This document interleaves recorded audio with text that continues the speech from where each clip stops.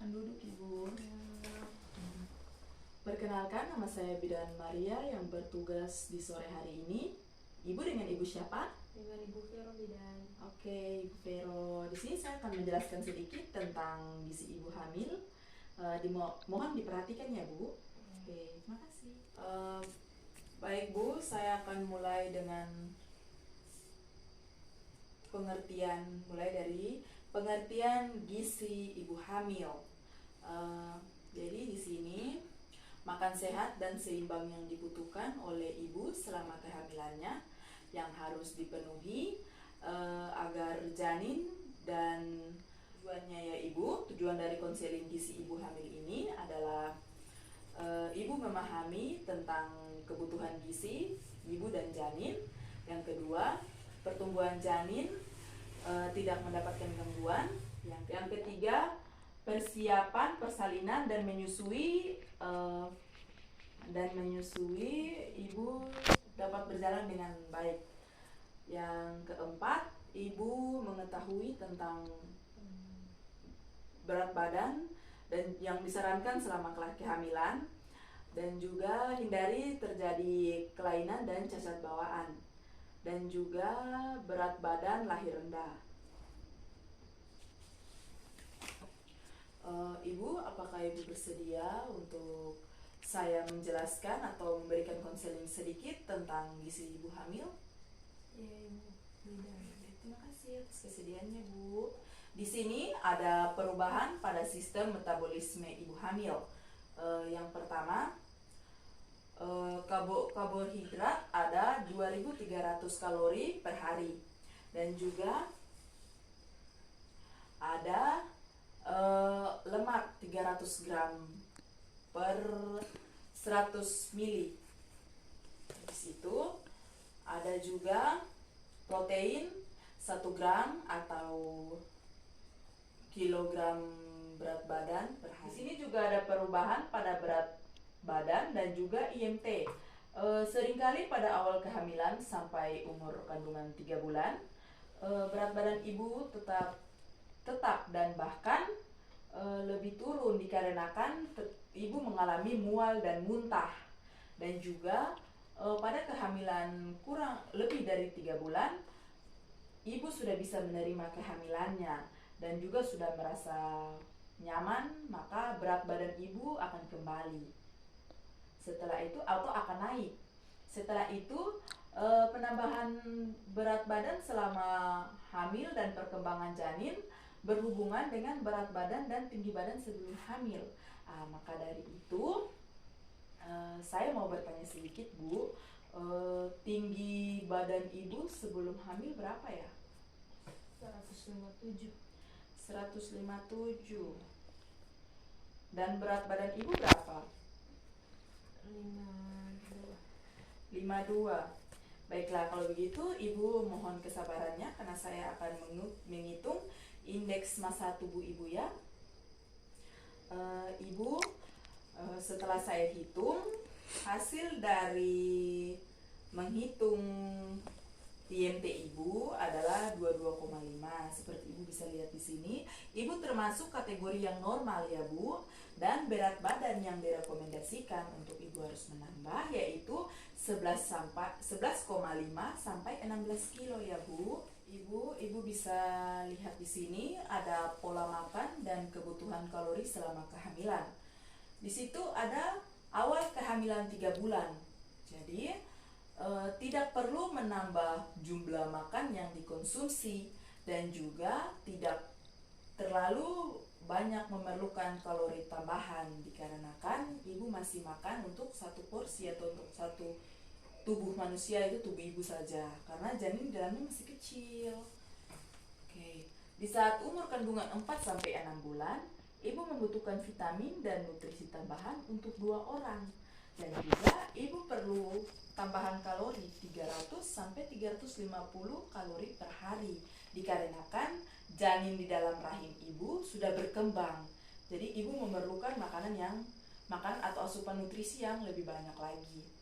Setelah itu, di umur kandungan 7 sampai 9 bulan, ibu juga membutuhkan makanan cemilan agar agar kebutuhan kalori ibu terpenuhi, ibu perlu tambahan hingga 500 kalori per hari. Begitu ya Bu. Jadi kalau ibu sudah mau dekat-dekat lahiran atau umur kandungan ibu sudah 7-9 bulan, ibu harus perlu banyak makan cemilan. Tidak harus terus banyak, cuman sering ya. Ibu untuk mencukupi kebutuhan gizi pada saat masa hamil, ibu harus mengonsumsi makanan dan minuman selama masa kehamilan. Ada brokoli, membantu tubuh menyerap zat besi sehingga ibu tidak anemia. Dan juga membantu menghilangkan konstipasi atau susah BAB. Setelah itu menjaga kesehatan mata dan juga mencegah berat badan lahir rendah. Ayam itu gunanya atau manfaatnya supaya mencegah cacat bawaan lahir untuk bayi ibu kelak nantinya. Terus mengurangi risiko persalinan prematur ya Bu. Ada juga alpukat, membantu mengurangi keluhan kram kaki pada ibu hamil atau ibu, dan bermanfaat untuk membantu perkembangan otak dari bayi ibu, dan juga sistem saraf, jaringan, dan juga kulit pada janin ibu nanti. Ada juga pisang, membantu mengurangi rasa mual dan juga mengatur keseimbangan cairan dalam tubuh. Ada juga jeruk ya Ibu. Di sini kegunaan jeruk atau manfaat dari jeruk adalah membantu perkembangan otak dan juga perkembangan saraf tulang belakang pada janin ibu nanti, serta mencegah janin terlahir cacat.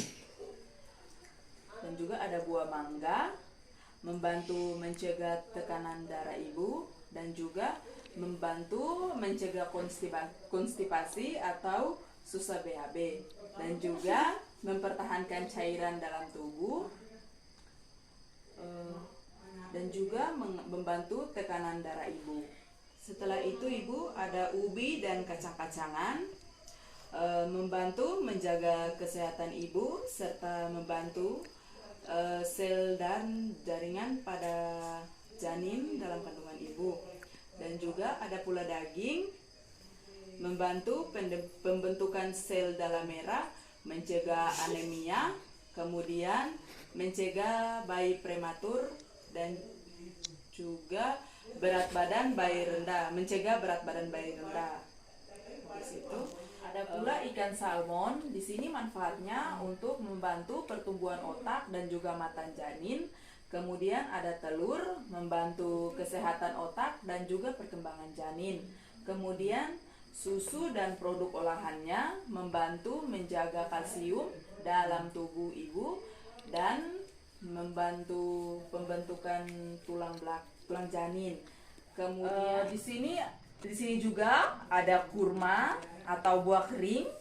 Di sini manfaatnya sebagai pelebaran jalan lahir. Ini sangat bagus saat ibu konsumsi ya.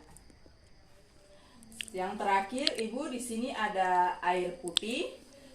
Di sini air putih manfaatnya sebagai pelancar BAB dan juga penghalang dehidrasi. Jadi supaya ibu tidak gampang dehidrasi selama masa kehamilan ibu. Seperti itu. Dan juga susu ya ibu, susu ibu hamil itu tuh gunanya untuk memperkuat atau membentuk tulang-tulang dari janin ibu, seperti itu, dan juga menambah nafsu makan, dan ini sangat bagus kalau ibu konsumsi. Jadi ibu, di sini ada juga makanan dan minuman yang harus dibatasi selama kehamilan demi kesehatan janin, yaitu satu, ada susu atau keju yang belum mengalami proses pemanasan atau pemasakan. Proses pemanasan berfungsi untuk membunuh bakteri yang ada di dalam susu atau keju itu. Kemudian ada juga makanan laut seperti ikan mekuri tinggi seperti ikan tenggiri, ikan hiu, ikan tuna, dan juga kerang. Jika dikonsumsi berlebihan, merkuri yang ada di dalam ikan itu dapat menyebabkan kecacatan dan juga gangguan pertumbuhan janin. Bila ibu laut tersebut Bila ibu mengonsumsi makanan laut tersebut dengan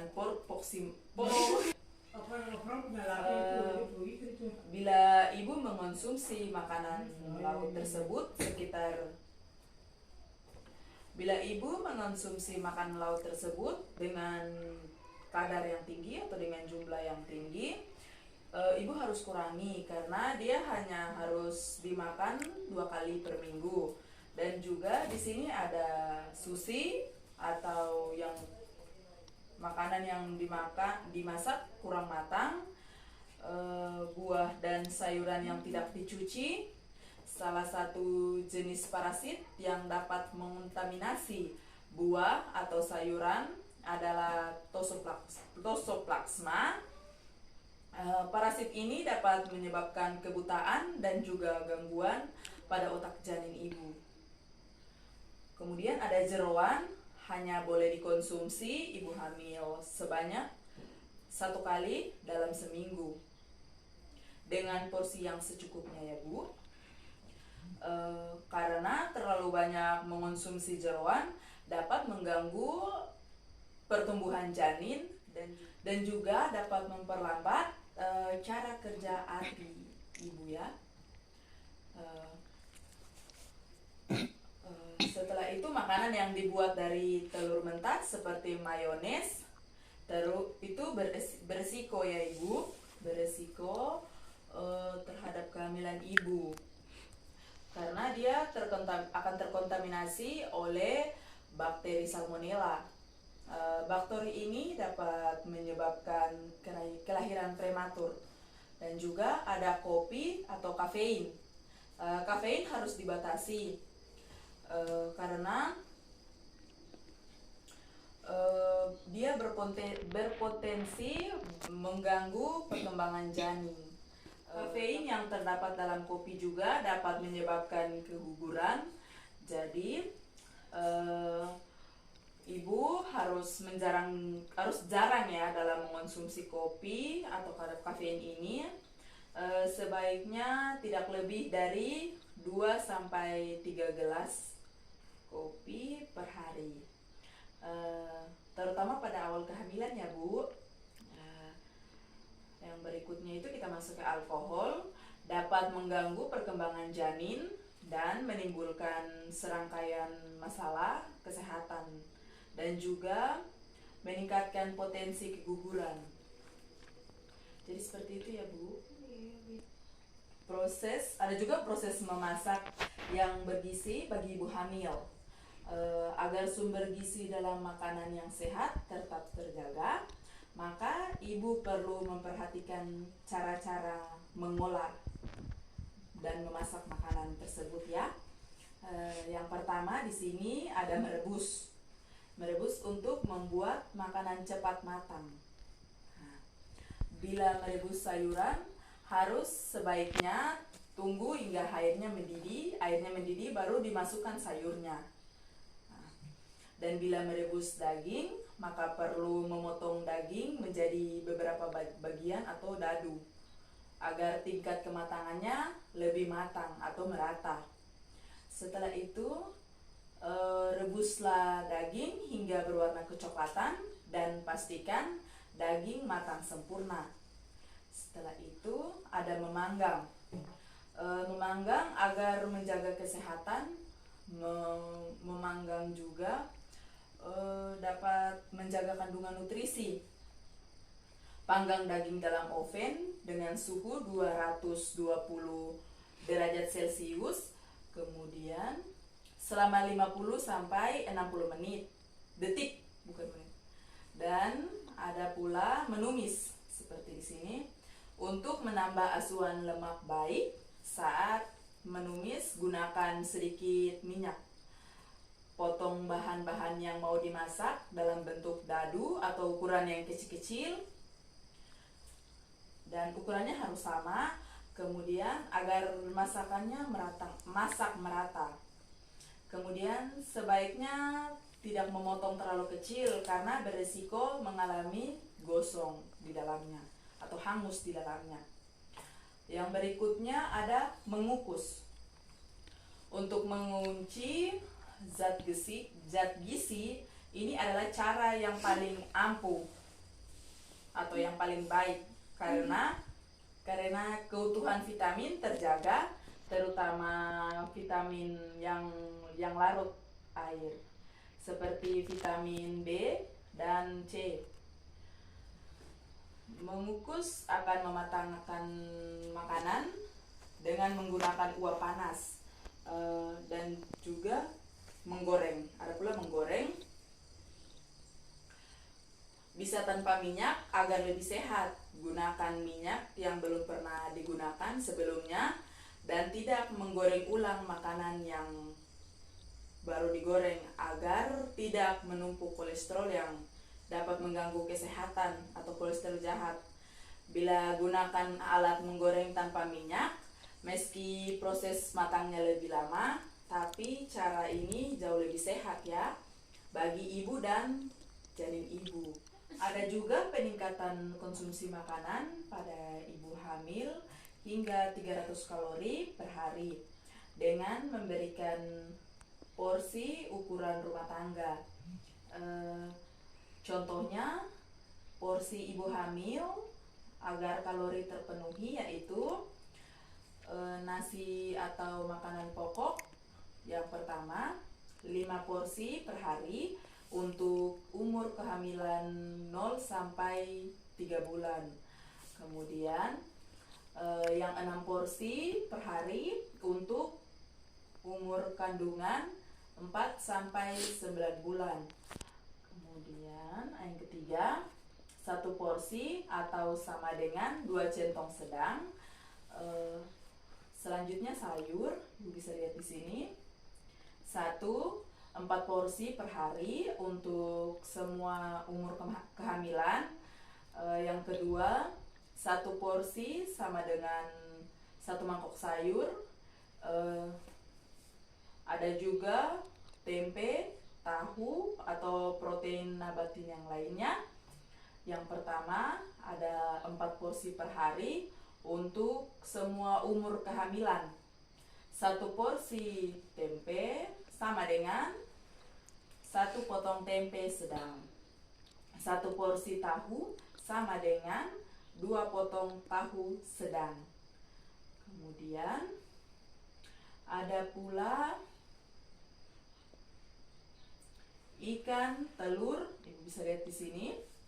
Ikan, telur, ayam dan juga daging dan protein hewani lainnya.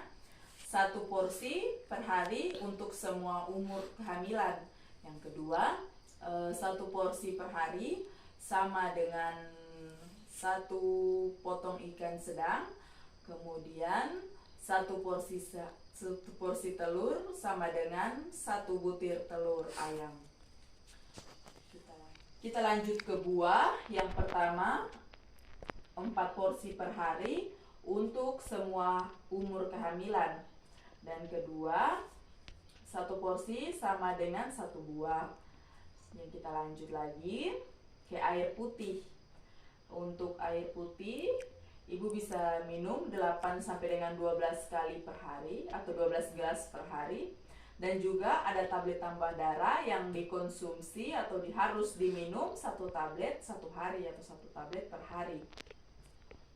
Ada pula menu seimbang untuk mendukung kehamilan ibu. Menu seimbang adalah menu yang mengandung nasi, sayur, lauk, dan buah, minuman, dan suplemen. Jenis makanan yang dikonsumsi ibu hamil harus bervariasi, namun tetap kaya protein hewani untuk tumbuh kembang janinnya ibu. Porsi makan lebih banyak, dikonsumsi sedikit-sedikit tapi sering. Konsumsi air putih 8 sampai 12 gelas per hari. Nah, untuk mencegah dehidrasi dan kesulitan melancarkan pencernaan di saat kesulitan BAB atau BAK, dan juga di situ ada suplemen tambah darah, itu harus diminum ya selama kehamilan.